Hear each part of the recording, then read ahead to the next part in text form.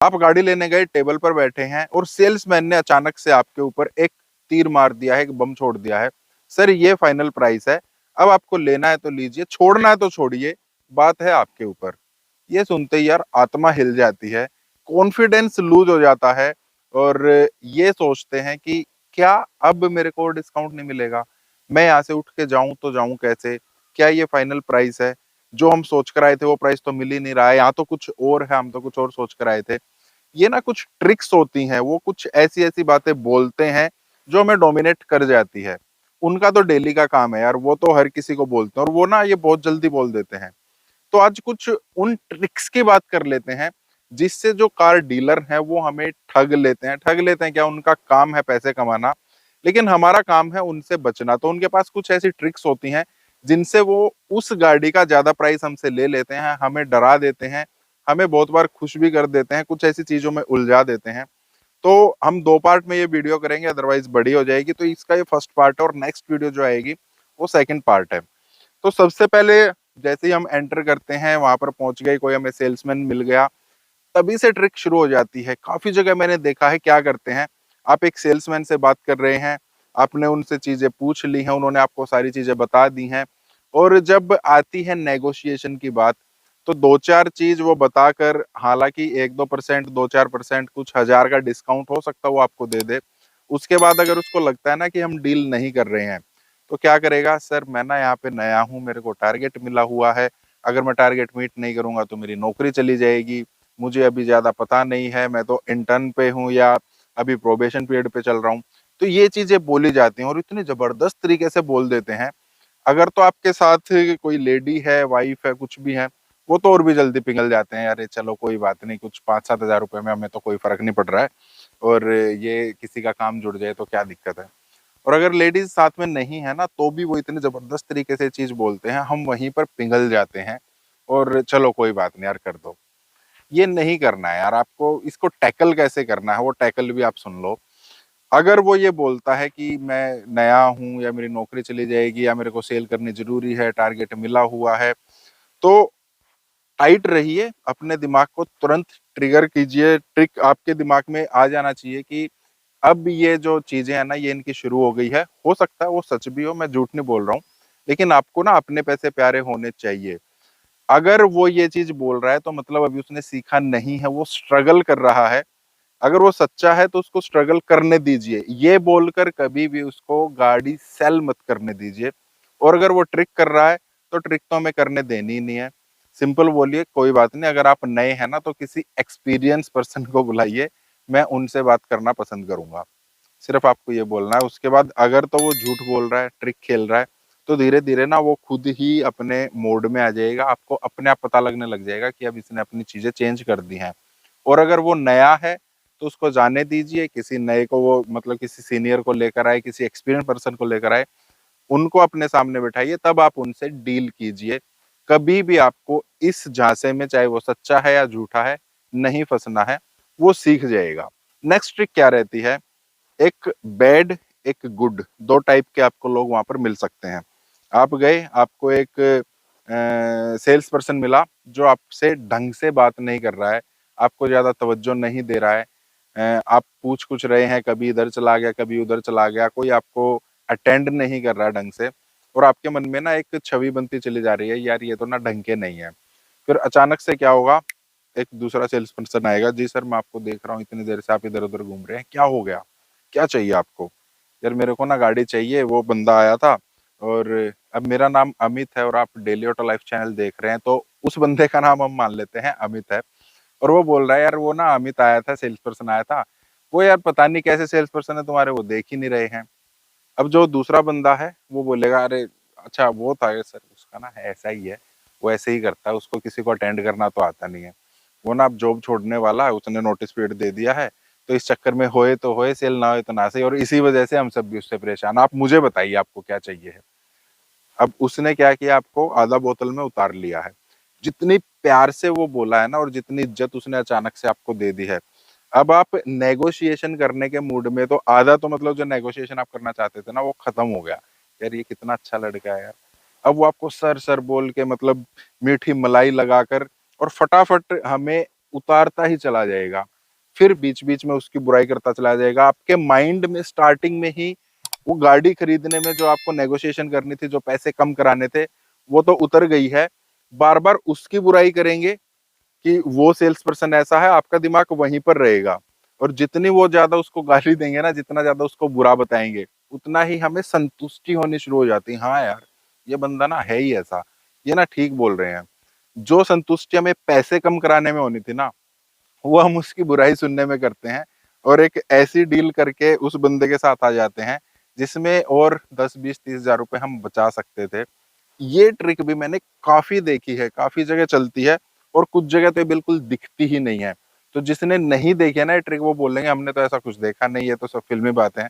लेकिन जिसके साथ हुई है ना, बड़ा मोटा कटकर आता है और बड़ी दिक्कत हो जाती है। फिर थर्ड पॉइंट आ जाता है कंट्रोलिंग द कन्वर्सेशन।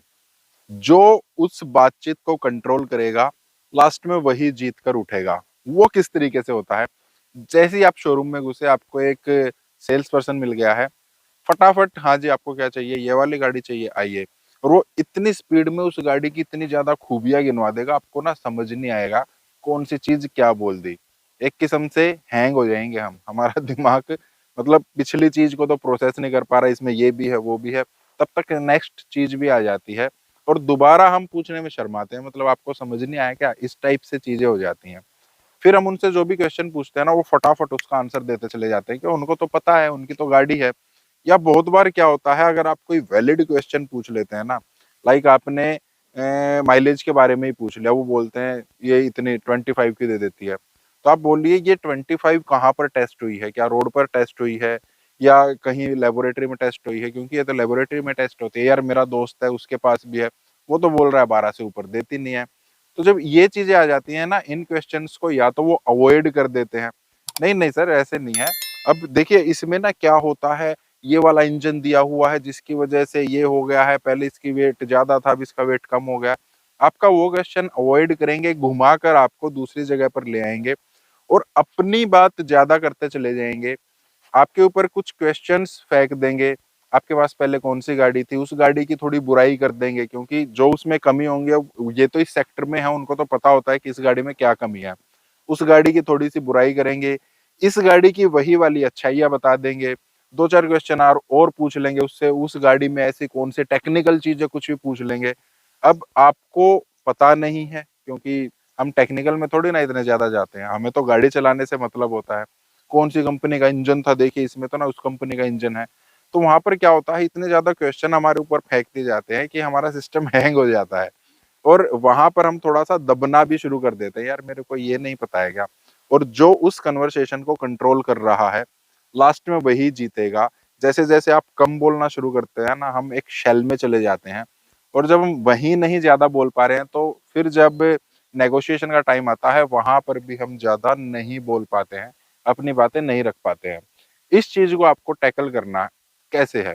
अगर मान लेते हैं वो आपसे बार बार कुछ ना कुछ क्वेश्चंस पूछ रहे हैं, तो आप सीधा उनको बोल दीजिए कि ब्रदर बात ऐसी है, मैं क्वेश्चन पूछूंगा, आप आंसर दे दीजिए, आप मेरे से क्वेश्चन मत पूछिए, ठीक है? मेरे को क्या चाहिए है मुझे पता है, मैं और भी गाड़ियां देख रहा हूँ, ऐसा नहीं है कि मेरे को सिर्फ यही गाड़ी देखनी है, यही लेनी है। प्लीज आप मेरे क्वेश्चंस बताइए, मेरे जो डाउट है वो क्लियर कर दीजिए। मैंने आपसे एवरेज का पूछा था, वो आपने नहीं बताया, पहले वो बताइए। उस गाड़ी में क्या था जो आप पूछ रहे हैं, था नहीं था छोड़िए, मैं उससे पहले ही दुखी था, इसलिए मैं दूसरी गाड़ी ले रहा हूँ। तो ऐसा मत कीजिए, ठीक है? आप उनको क्लियरली ये चीजें बोल सकते हैं। या फिर अगर वो फिर भी नहीं मान रहे हैं ना, तो जिस टाइम आपसे क्वेश्चन पूछ रहे हैं, अपनी बातें कर रहे हैं जो आपको पता है कि अननेसेसरी है, आप इधर उधर देखना शुरू कर दीजिए ना, इस टाइप से। अब आप मेरे से बात कर रहे हैं सामने आमने सामने, हाँ ठीक है, और जो उन्होंने पूछा आप भी उनकी तरह घुमा दीजिए, उसने पूछा वो क्या था, नहीं अच्छा इसमें ना ऐसा क्या है, ये क्या है, आप अपनी तरफ से घुमा दीजिए।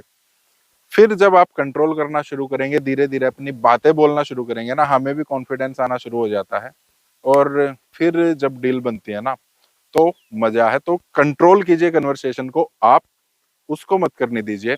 और लास्ट पॉइंट आ गया है आज की वीडियो का, बाकी नेक्स्ट वीडियो में हम कवर करेंगे।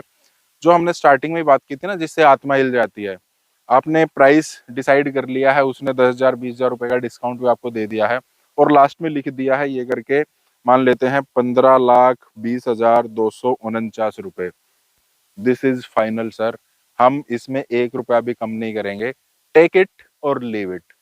और ये करते ही आत्मा मतलब हिल जाती है यार, ये हुआ क्या, मतलब क्या अब खत्म है क्या खेल। और कई बार तो ना वो लिखकर और उठकर भी चले जाते हैं। अब आपके ऊपर बात है, आप कैसे वहां से जाएंगे।